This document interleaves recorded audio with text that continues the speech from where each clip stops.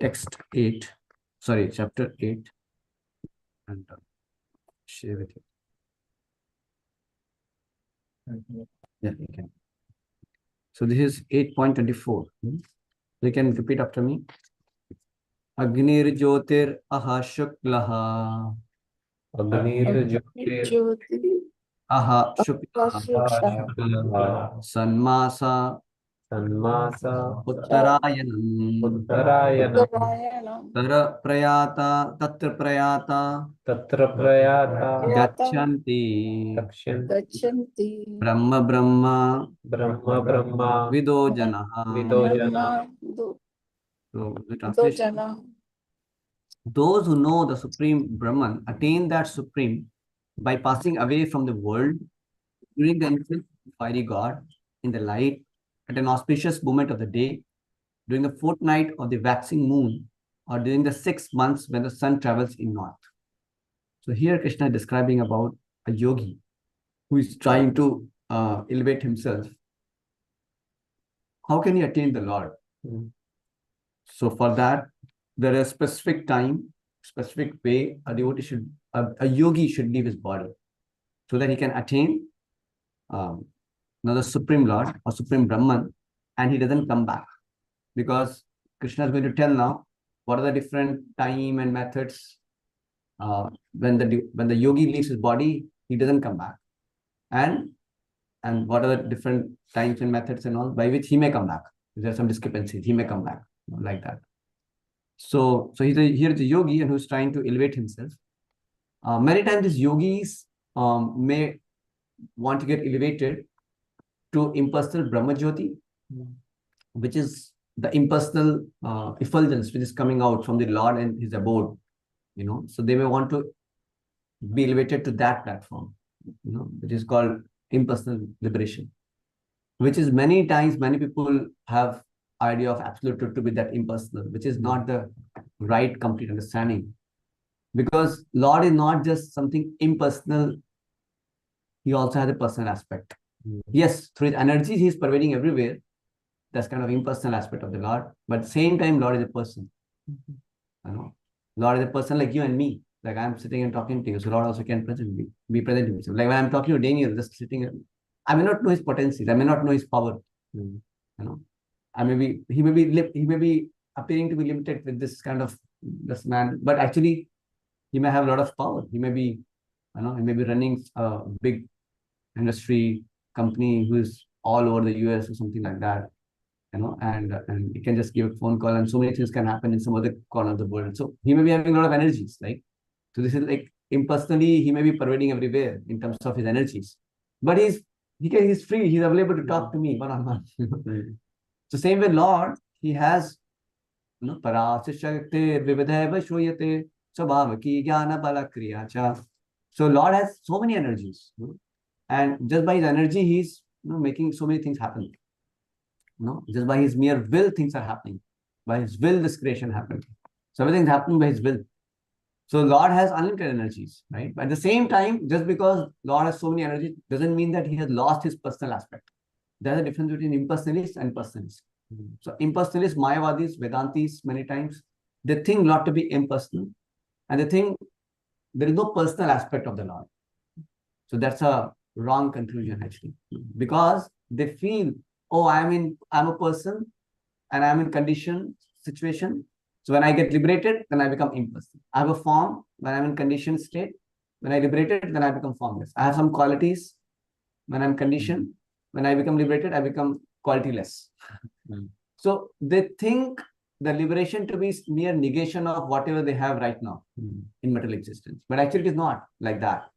Liberation, the true liberation is not about negation. It's about having positive. So we have here material form, but we in our liberated state have a spiritual form. We have material activity, and also they think in material life we have conditioned state, we are doing a lot of activities. When we become liberated, no activity.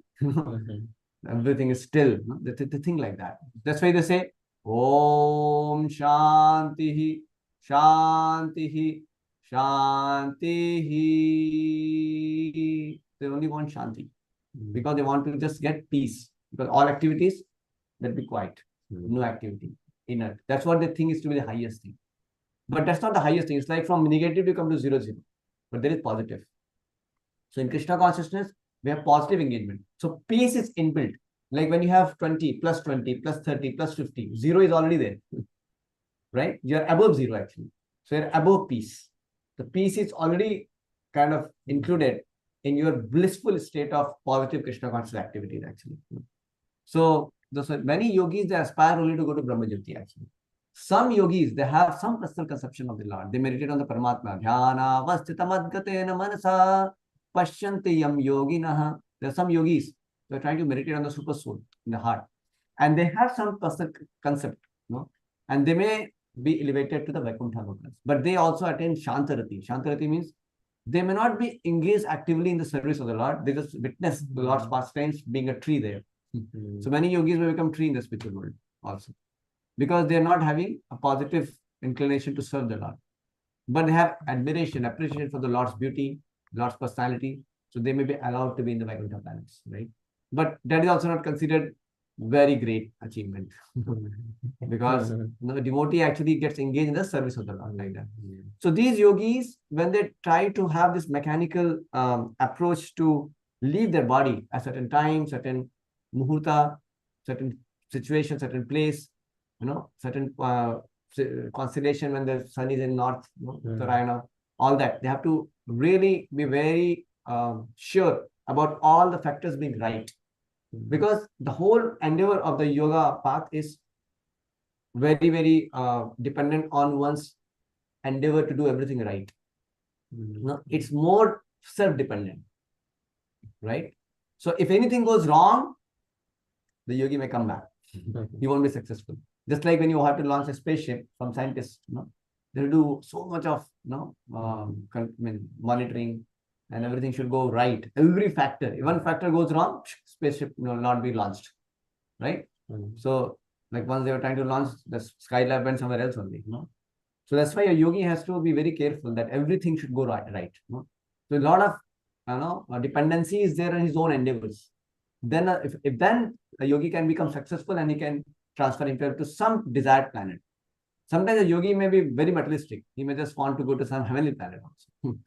Some kind of higher locus of this world. So he may go there. Or some yogis, they have some, like desire for liberation, but not having personal conception of the Lord. So they may go to Brahmajyoti, or they may be attached to Brahmajyoti, the impersonal aspect, more than personal aspect. They may go to there, Brahmajyoti. And some yogis, those who have positive appreciation for the Lord, but not having that inclination of to serve, they may go to Vaikuntha, having Shantarati. Just being there as a neutrality, having neutrality relationship with Krishna, not having a positive engagement in service. But the highest yogi is called Bhakti Yogi. The Bhakti Yogi is what the last verse of 6th chapter of Bhagavad Gita? Yoginam api sarvesham madgata antaratmana shraddhavan bhajate yo mam samyukta tame mataha. What is saying? Yoginam api sarvesham. Among all the yogis, the highest yogi is one. Madgate antaratmana. One who's always remembering me. One who is always thinking of me. One is always positively engaging himself in service of me. So his highest yogi is called Bhakti Yogi, like Arjuna. So Arjuna was not a yogi who was sitting in a jungle forest and trying to have meditative posture and trying to focus on the Supreme Lord. No, he was not doing that. He was fighting with bow and arrow. He was doing it. But he was the highest yogi. Above all these yogis who may be living in forest, who are living in seclusion, they're trying to meditate on Paramatma, controlling the breath, air, asana, pranayama, pratyahara, dharana, dhyana, samadhi, all that they are doing. But Arjuna may not be doing all that procedures, but by dint of his surrender to Krishna, by dint of his remembering Krishna constantly, he is the highest yogi, above all those yogis. You see. Now the benefit of such a yogi called Bhakti Yogi is that what Krishna will say in the, now we will read the purport and then we will little bit conclude with that. Okay. So purport. One fire, light. Mohit, you like to read once? Mohit Prabhu? You can read loud. Hare Krishna, Prabhuji. Yes, I can read. Yeah. When fire, light, day, and the fortnight of the moon are mentioned, it is to be understood that over all of them, there are various presiding deities who make arrangements for the passage of the soul. Yeah, so At the all time. these elements, fire, light, all that are there, So all this, they have their presiding deities as well. So their personalities. Like Daniel Prabhu, I had a very good conversation about, he was trying to say that how all these elements, is actually we receive from Krishna. We're having nice discussion on that. So yes, that's true. Because all these elements are coming from Krishna. Krishna says in Gita 7th chapter, Bhumira paralo vayu khammano buddhirevacha ahankara iti yamme bhinna prakritirashtada. So it says all this earth, water, fire, air, ether, mind, intelligence, and false ego, they're all separated energies of me. Who's saying? Krishna is saying in 7th chapter, right? And then it says, Aparayam tumam vidhi, prakriti vidhi me param, jiva bhuta mahabhaho, yayedam dharyate jagat. And it says that, and there are, this called para prakriti also. What is that? Living entity. Jiva bhuta mahabhaho, yayedam dharyate jagat. And they're also, pervading so many, all these living entities are also spread over. So Krishna has a separated energy, that is earth, water, fire, ether, and Krishna also has separated expansions, Vibhinna Amsha, like all of us. We are all like minute samples of Krishna. We are minutely separated part and parcels of Krishna. So both of us, me, us, all of us, and all the material elements, both are all energies of Krishna. They are superior energy and they are inferior energy, like that. Because they're inert, they're conscious. There's a difference, right? So what Krishna, and all these earth, water, air, fire, ether, now Krishna gives the in chargeship. So it is his earth, water, air, fire coming from Krishna, but he makes somebody in charge. Okay, you take care of it. So like Indra takes care of the rain department. Varuna takes care of the water department. Surya takes care of the light and sun, heat departments. Then moon takes care of the giving the juices to the vegetable, that department. So all these elements, are actually having their in charges, deities, controlling deities, right? So they are also servants of Krishna, and they're like you and me, it's called demigods, right? And they have specific empowerment by the Lord to be able to take care of that department. But they are, in a sense, servant of the Lord only, right? So Lord takes care of these elements, these departments, through the demigods. You getting like that? That's why Krishna says, Maya adhyakshena prakriti suete sacharacharam hetunanena kaunteya jagati parivartate. So my prakriti is working under my direction, right? And then in the prakriti also, there's a certain departmental in charge, the demigods, those who are doing that service in the affairs of management of this material world, like that. So you got it. But the Durga is like the main deity of this material nature, Durga. But there are certain demigods have taken certain departments. You getting this point? So it's all like that. So so what he's saying is, when fire, light, day, and the fortnight of the moon are mentioned, it is to be understood that over all of them, there are various presiding deities who make arrangement for the passage of the soul.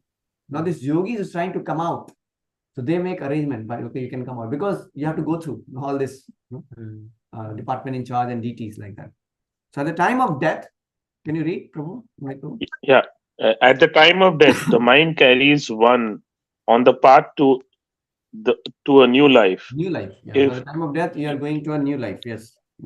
If one leaves the body at the time designated above, either the accidentally or by arrangement, it is possible for him to attain the impersonal Brahma Jyoti. Yes. So at this point of time, when he's saying the sun is in Uttarayana, and during the fortnight of the waxing moon, or during the 6 months when the sun travels in the north, and he's saying that passing away from the world during the influence of the fiery god, in the light and an auspicious moment of the day, then what happens? One may attain the impersonal Brahma Jyoti. So if a yogi wants to attain impersonal Brahma Jyoti, he has to make sure he leaves the body at that particular time.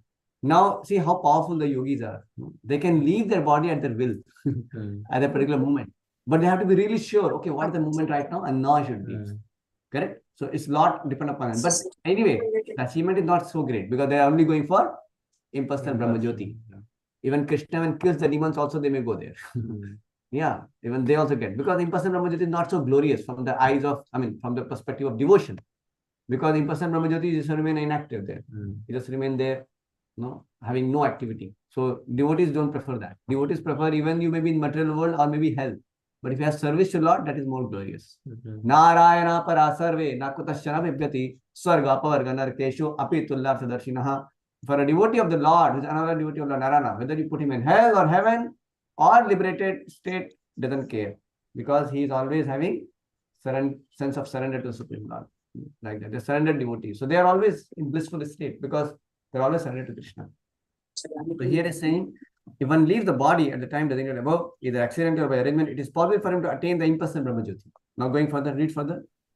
Mystics who are advanced in yoga practice can arrange the time and place to leave the body. Others have no We cannot control. do that, right? We cannot do that. But the yogis who make some kind of practices like that, they can do that. They can leave their body at their will. Yes, go ahead. Others have no control. If by accident they leave at an auspicious moment, then they will not return to the cycle of birth and death. But otherwise, there is every possibility that they will have to return. Yeah. So if somebody leaves at that particular moment, so they may also go and may attain certain kind of liberation like that. You know. So, but if there is some discrepancy, then they will not return, and they will return back also. Every possibility to return back. Go ahead. However, for the pure devotee, this is the most powerful statement. The conclusion of this. Read this. Here is certain. Yes. however, for the pure devotee in Krishna consciousness, That is there is bhakti. no That is bhakti yogi. The pure devotee in Krishna consciousness is bhakti yogi. Go ahead. there is no fear of returning, whether he leaves the body at an auspicious or inauspicious moment by accident or arrangement. Yes, you can see. Now, this is the surety of bhakti yogi. Because bhakti yogi, it doesn't matter. When he leaves his body. He leaves body in the hospital, he leaves body in the forest, he leaves body in the temple, he leaves body while preaching. In a liquor shop, he's trying to distribute books. He's preaching to someone. It doesn't matter, because a bhakti yogi is surrendered to Krishna. So when he's surrendered to Krishna, Krishna takes care of him, and Krishna delivers him. Tesha maham samuddhata mrityu samsara sagarat. So Krishna says, I deliver you. I am the swift deliverer of my devotee. It doesn't matter where the devotee is, which time the devotee leaves the body, because he's given everything to Krishna. So it's up to Krishna. Krishna can pick him up from anywhere. You getting? Like, for example, I'll tell you a simple example. Like, if you have to go here to London, or say you have to go from India to here, US, if you have to come. So then the way is that you have to be perfect in everything. Your visa should be all right. Your health should be good. Medically, you should be all right. Then your documents should be ready. Then you should have a proper flight ticket. And then you should be in time in the airport before 2-3 hours. And you have to pass all the security checks. Any discrepancy, come on, get out. You can't go flight, right? And then you can choose your destination also, like where you want to go. In America, maybe you can go Boston. But Boston, nobody's there to receive you also. You may be wondering, like, where should I come? What should I do? You understand, no? But imagine, I mean, just for example, let's say Trump. He's a very nice person. Let's say, don't get into the personality type of that person, but take it as an analogy. Imagine the president of America. He says, "Oh, you're such a person, such a wonderful person. I want to be you, my relative. I want to have just, you just be with my home and just be with me. I mean, because you have so much love for me and I love you so much." So if that kind of relationship is there, forget about all rules and regulations. Wherever he is, he will send a chartered plane. Go there and pick my pick my dear person. And this fellow may be, somewhere in South India, some place he might be wandering. The chartered plane will go. Where are you? I am here in Hanamkonda purchasing, doing marketing for Krishna. I'm thinking of what should I bring for Trump. I mean, Krishna, I'm putting as Trump, let's say. So I'm just trying to purchase for him. Oh, he's doing anyway. Okay, I'm coming, just landing there. Can you just come? So even if he's not able to land, he will throw it and not pick it up, and he come out and that's it, and you directly to US. And then not US, President House. And President House, he was sitting with him and dining with him. You can see. So this is how the yogi has to so much depend, because he's not taking shelter of the Lord. But a devotee of the Lord, doesn't matter where he is. Krishna takes care of him. Krishna takes him. Aham samuddartha mrityu samsara saga. From mrityu samsara, Krishna will deliver that. Because the devotee is simply, surrender to Krishna, and he's chanting the holy name of the Lord. Hare Krishna, Krishna Krishna, Hare Hare, Hare Rama, Rama Rama, Hare Hare. Hare Krishna, Krishna Krishna, Hare Hare, Hare Rama, Rama Rama, Hare Hare. Hare Krishna, Krishna Krishna, Hare Hare, Hare Rama, Rama Rama, Hare Hare. So devotee is simply surrender to Krishna. In all situations of life, he's chanting Hare Krishna. He has got job, he's chanting Hare Krishna. He lost his job, he's chanting Hare Krishna. His visa got upgraded, he's got green card now, he's chanting Hare Krishna. He got cancelled, He has to go back to India, he chants Hare Krishna. His all relatives are healthy and hefty, everything going good, he chants Hare Krishna. Relatives having troubles, sometimes our dear and near ones may leave us also, still is chanting Hare Krishna. So in all situations of life, we have to chant Hare Krishna. We are healthy, we chant Hare Krishna. We are sick, still we chant Hare Krishna. So in all situations of life, we are surrendered to Krishna. When you live life like that, even if you leave your body in hospital, if you get in coma also, Krishna will come in your remembrance. You don't have to worry about it. Because whole life, you live life for Krishna. So this is how Bhakti Yogi is completely carefree about his destination. Because it's up to Krishna. We serve Krishna. It's up to Krishna where Krishna takes me. Like that. And obviously, if you surrender your life to Krishna, like you serve Krishna, Krishna will take you to his abode, to the spiritual world. So you don't have to worry about it. That's why a devotee doesn't have to worry anything about it. Okay, so quick reflection. I think I'm pretty over time, but just one more reflection quickly you can share and then we can pass. Yes. Mohit bro, you have to say any point? I actually, Hare Krishna Prabhuji, I have one question. The cycle of life and death. I understand that the yogis will want to go to Krishna's abode, but I was always confused. What is the concern with the cycle of life and death? Like, if you go into the cycle of life and death, That's that is not my our real confusion. position. You think about it. We have to leave our parents, we have to leave everything here, and we have to go to the next life, right? And we go to another material body. And material body is the cause of miseries. You see, when we have material body, material mind, we suffer. So why we suffer? Because we are misidentifying with this material body. We are not the material body, we are soul. So we have our eternal life and we have our spiritual form. Imagine somebody puts you in a sack, and he tightens you. And then in that sack only there is some kind of head, some kind of hand, and you think that this is a person. It is such kind of misidentification. Actually, you are the real person who is encaged in this body, material body. And you are subjected to birth, old age, disease, and death, which you are not actually subjected to. You are not supposed to, because soul is eternal. It doesn't have any birth, old age, disease, and death. We are eternally happy, blissful. But this body is actually the cause of suffering. Actually, there is a session, Prabhu. We'll discuss more about it. When we do the Discover Yourself course, it will come there. So because we haven't undergone that course, so these questions are there, but they are important questions actually. So the thing is, the cycle of birth and death is the plight of the living entity, because the soul by nature is eternal, but he is put in temporary existence. You see, because he lives his body and he dies. Actually, we don't die, but we are identifying with his body. Then we have to face death, and we think that it's death, but actually, soul continues. So and he's misidentifying, and he's thinking that I'm dying. You see, that's why Krishna specifically talks about science of soul, that how soul never dies. Our whole concern is, to live and not die. You see, to be happy and not suffer. But actually, the soul by nature is blissful.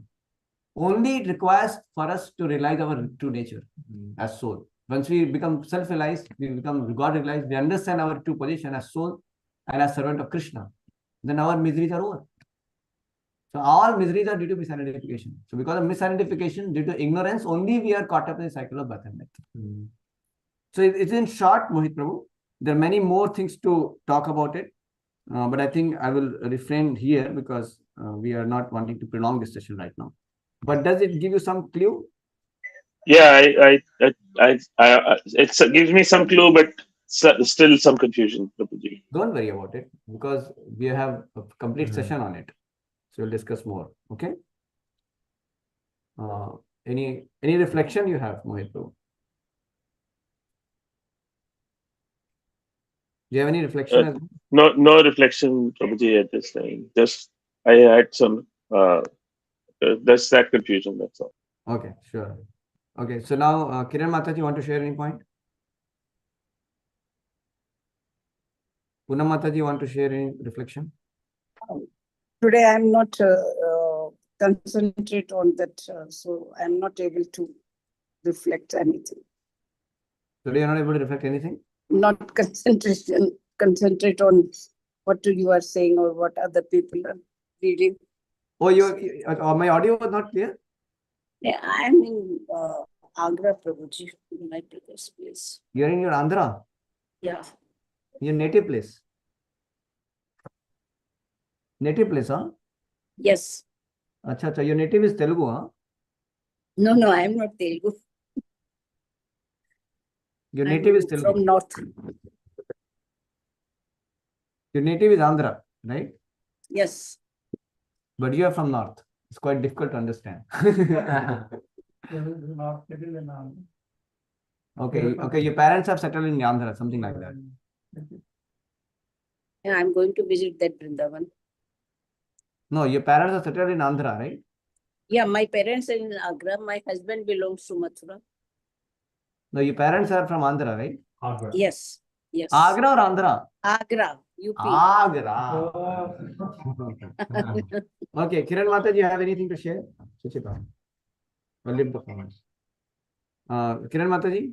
Hare Krishna, Prabhu. Yeah, Hare Krishna. Any question? 8.23 answered my question. Sorry?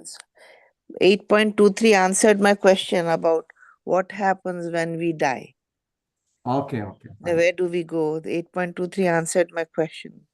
Very nice. And 8.24 highlighted it. Good. Yes. So but you have to surrender to Krishna. Then Krishna will take care.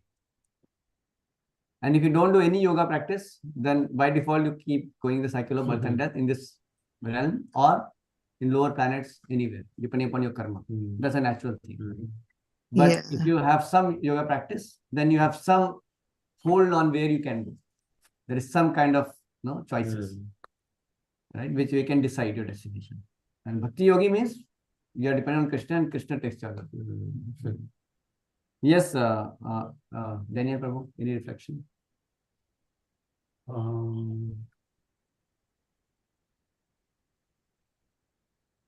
But there are many places that we can go, and it just depends on the second one. It will depend on how the path we choose to take, and from there we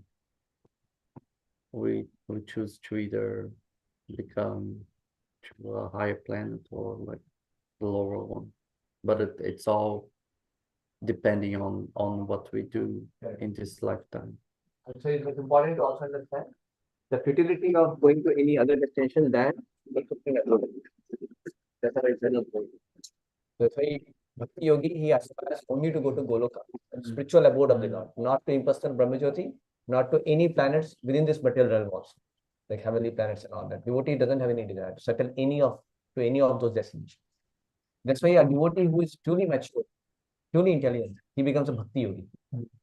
And then he doesn't get into all this trap of settling to any planets other than the highest abode of the Lord, the spiritual world, the kingdom of God. So he goes there and he serves the Lord eternally. Yeah.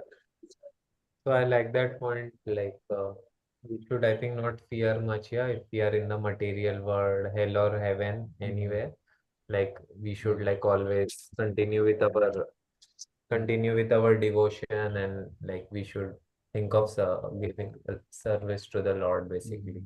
Right. Yeah. Yes. So Krishna takes care. You don't worry about where we are. Yes. I think one thing I'm still a little bit confused about is the impersonal versus the personal. Like, we are all an extension of Krishna. So like whether it's any like fake ego, all these like ether, etc. So even if you crave to become a part of that, is it not still like becoming a part of Krishna? I guess. Part of what? Like anything, like even impersonal, like even like a yogi praying, oh, I want to be within the energy of Krishna. Like that's still a part of Krishna.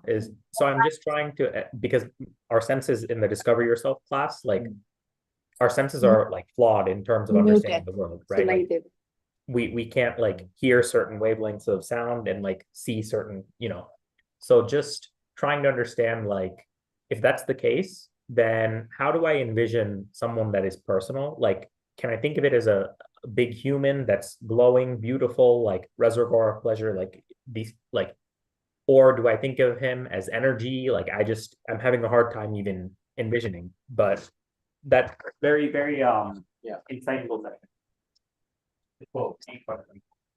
Yeah. Gita stop. Yeah. Gita was. Gita words, right? Yes, the Gita. Yeah. So see, the point is in the spiritual life, we are trying to focus on relationship. This thing you have to understand. We are all in Krishna anyway. Right now, we are also in the creation of Krishna. Even now, also. Even now, also I'm in creation of Krishna, right? So when we are in this material body, also this material body is nothing but Krishna's energy. So you are also with Krishna even now, in that sense, with energy. So what devotee is looking for the relationship? That's why a devotee is not even caring where he is. If you're inactive in relationship with the Lord, then you are perfect. Even while being in this material body, you don't need any liberation. You're already liberated. Yeah. Because you are perfectly situated in that relationship. You understand? No? Yeah. So when you are perfectly situated in the relationship, what you do? You simply serve Krishna. With all possible ways, you only serve Krishna. You love Krishna, serve Krishna. And Krishna manifests himself. So there is a personal relationship with Krishna. That's why a devotee, and now when you talk about thinking, now you tell me, let's say you go to your father's house and your father has so many servants. He has a big, home. He has lawn, he has gardens, he has so many workers. It's a big, entrepreneur, and he has so many gadgets and machines and so many things. I mean, you can just get lost in so many things, and you may not find your father also there. Father maybe somewhere in some room. We don't know where is he. Yeah. Now tell me, when you after long of your college days or something, you go back to your home. So when you go to your home, what are you thinking about? Whom you are thinking about? My dad is pretty absent, actually. No, not think in a normal way. What that person will think about? His father. Actually, his father would be the main concern for him. The one that gave me everything. Yeah, everything. And why at all you're going to your house?